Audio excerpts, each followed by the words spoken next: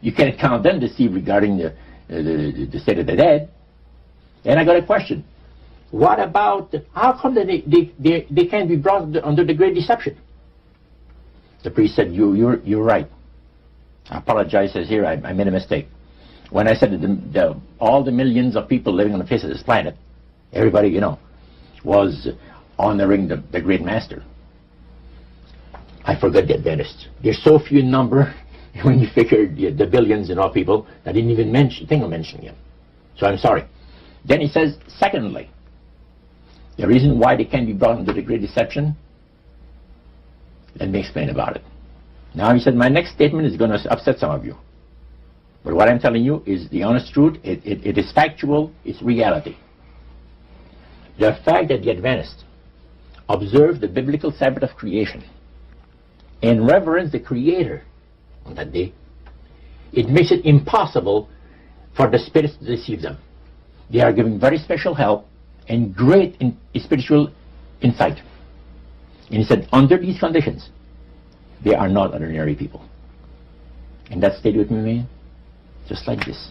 And when I heard the word Adventist, when Sarah told me later on, which we're going to cover later, I asked him, I said, what denomination do you belong to? He said, I'm a Seventh Adventist. What is that again? He said, I'm a Seventh Adventist. I said, is that the same thing as Adventist? Oh yeah, he says, a lot of people call us the Adventists. They don't talk about the 70s. Same thing. Boy, I was interested. I bet you were. Now, I wanted to know what his Bible said. Yeah, I bet you did. Because that was the one group that under question only, the high priest of the demonic worship house. Yeah. The thing that he had said to you was, this is the one group that can't be deceived.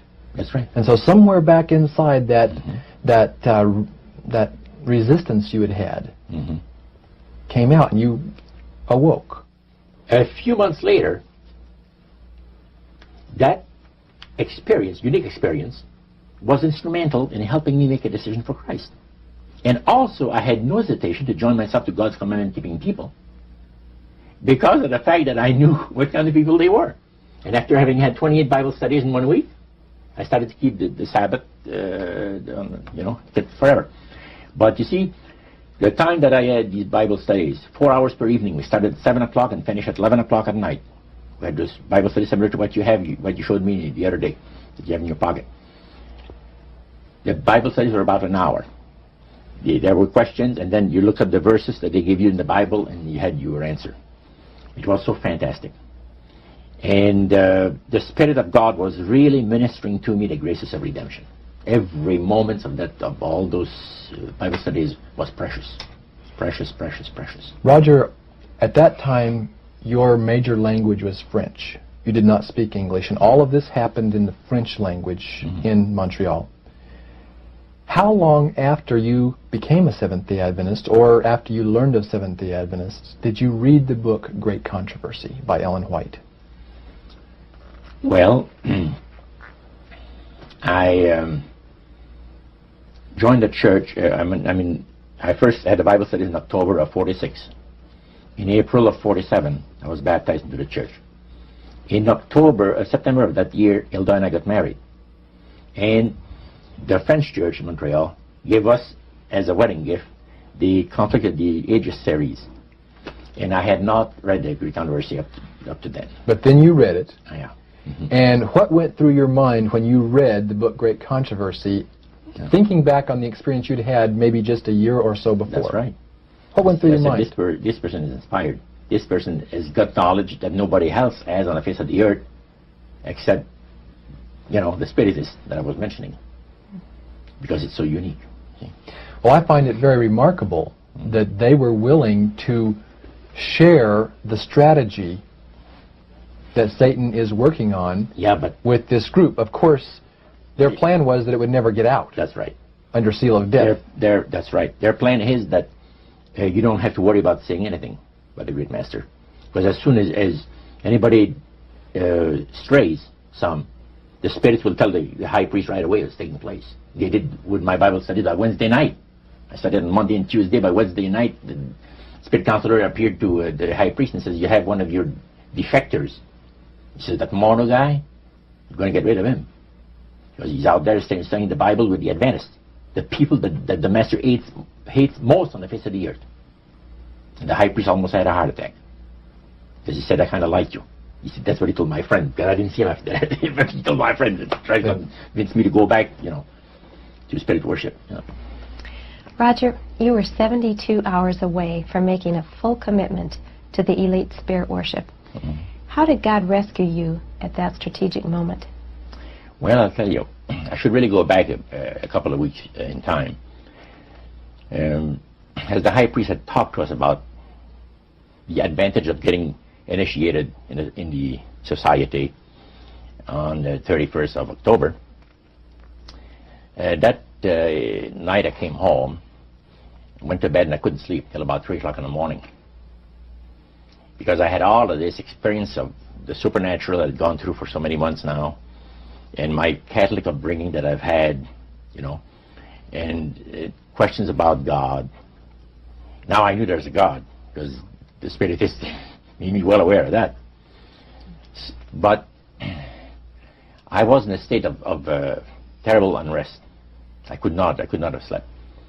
And without even giving it a thought, somehow, I said, as I was laying on my bed, I said, if there's a God up there that cares for me, help me. That's all I said.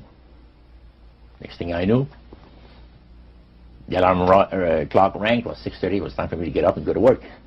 At that time, I had changed employment. I had taken a course in embroidery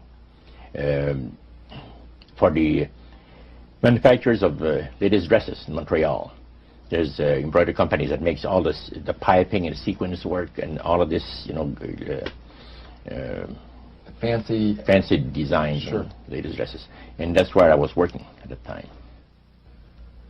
You were just 72 hours away, as Karen mentioned a moment ago. You had prayed, without even realizing what you were doing. God was about to rescue you in a very special way. Tell us about that. What happened that Monday morning? Well, let's go back to the Friday. Okay. Previous to that. I was working for a Jewish firm. And the bosses, one kept the Sabbath, and the other didn't. And Harry, which was the one that didn't, as I was going out to have my cigarette at the afternoon break, he said, Roger, when you come back in, come into my office, I want to talk to you. I said, okay. I came back in, and he said, close the door. I closed the door. He said, I want you to do me a favor. Oh? What do you mean? Well, I'll tell you what. He said, you notice yesterday or a couple of days ago, there was a fellow here that I showed around the shop. And, yeah, I said, yes. Well, he's going to be starting to work here Monday. And he's not just an average guy. He's a Christian, but keeps the Bible Sabbath. I said, go over that again? He said, yes. Like the Jewish people, he keeps the 7-day Sabbath. Saturday is the 7th day of the week. Well, I said, let me tell you, sir, the nuns have told us that there's been a mistake made in the calendar, that actually what shows to be Sunday is the 7th day of the week. Oh, no, he says, there wasn't no mistake made in the calendar, he says. Saturday is the 7th day of the week, like you see it on your calendar, and he says it never was changed. And Sunday is the first day of the week. Oh, I said, that's interesting. I said, I'm going to have to go to the library and check this out. Oh, you don't have to, he says. He pulled out his desk drawer open, pulls out his big dictionary, and he looks up Saturday. And he said, the 7th day of the week. And he looked at it on Sunday, and he said, the first day of the week. Okay. Well, I said, that's pretty interesting. Now, here's what I'd like you to do for me. I'd like you to, first of all, I'm going to have this man work next to you, on the machine next to you. And don't tell him that I want to know what denomination he belongs to. You got to be very tactful. You have all the time in the world, even if it takes a month, he says. He says, I tell you what, he says, it's the craziest thing, he says, that I've been thinking about this guy, and I can't get him out of my mind, about the fact he's a Christian and keeps the 7th day Sabbath, keeps the Bible Sabbath. And he said, I got more important things to think about and stuff like that. So he said, I want to find out what denomination he belongs to, and I just did. I said, why didn't you ask him? Well, he said, no, I wouldn't do that. That's too personal. Okay. So he wanted you to ask him and find out for him. Find out and not let him know that, you know, the boss was interested to know. So Monday morning came, and the new fellow came in, and the boss introduced him to the people. There was about maybe 50 people working in that plant. And he said, Cyril's an accomplished embroiderer. We'll be very happy to have him here with us, and, you know, made a little speech. Then he walked him to his new machine, and he says, Roger, meet Cyril, and I shook his hand, and we started to work. And it was not more than about 20 minutes that I was working that my machine started to skip stitches. So what happened? You have to stop and back up where you were. And I was working on sequence. In other words, the sequence come up. There's a row of thread behind it. They're all set up, and it's on a spool. And then the needles put them in there. And when it skips, you got to stop, back up, start over it from where it left off. It wasn't too long that I'd done this 2 or 3 times. And that really made you happy, I bet. Man, I was mad. And as a French person, usually they don't go easy on the saints and gods. That was using some language was not that great for Cyril.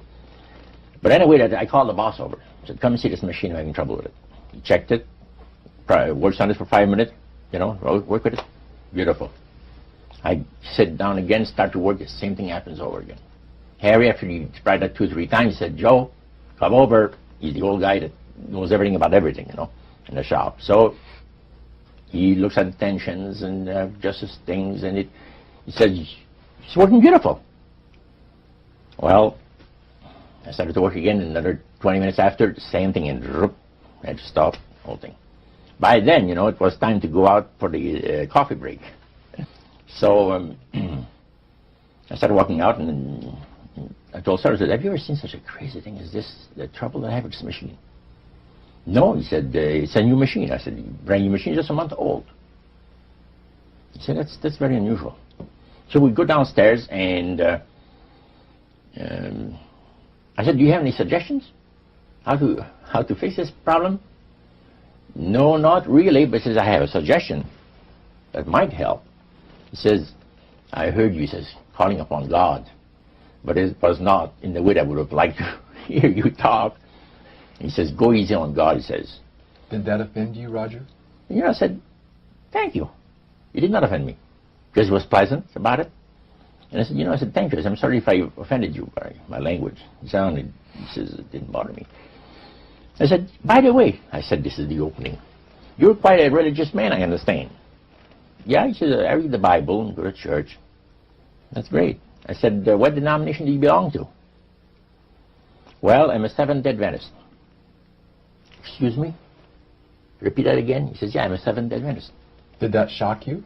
Well, the word Adventist shocked me. The Adventist, you see, I had heard so much about the Adventist, but Seventh-day Adventist, I had never heard the name before. I said, what does it signify, the name? He says, well, we're 7-day observers. We believe in the Bible Sabbath, that God has blessed a particular day of the week and has sanctified it. It's put a special blessing on there, and that we ought to count our blessings on the 7th day and, you know, give God the honor that is due to His holy name. Is that any difference between what they call, some people call the Adventists and Seventh Adventists? Oh no, it's just the same people. Most people just talk about the Adventists, and you know, people know that they're talking about the Seventh Adventists. Then your interest was really piqued. Now I said, man, what a unique thing to have happened to me, that I meet one of these guys. So we talked about a number of things. And after lunch, I told him, I said, I want to see you at 3 o'clock. Again, I want to have another question for you. So 3 o'clock came along, we had the coffee break, and many things that passed through my mind. And I knew that if I get involved with religion, the Spirit is going to destroy me. So I've been assured, we've all been assured of that. You don't deviate from the will of the spirits. Otherwise, you're nothing. You're His